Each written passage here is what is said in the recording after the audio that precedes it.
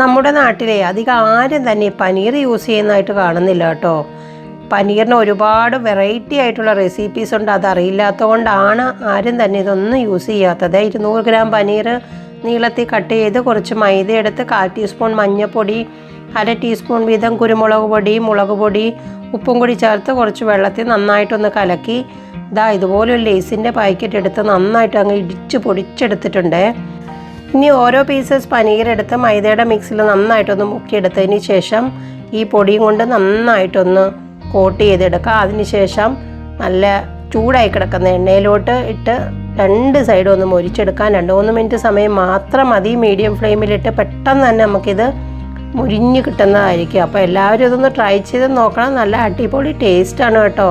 ഇതുപോലെയുള്ള റെസിപ്പീസൊക്കെ കഴിക്കുകയാണെങ്കിൽ നിങ്ങൾ എൻ്റെ ചാനൽ ഫോളോ ചെയ്യുകയും ചെയ്യും. പനീർ നന്നായിട്ട് ഇഷ്ടപ്പെടുകയും ചെയ്യും. അപ്പോൾ ട്രൈ ചെയ്യാൻ മറക്കണ്ടേ.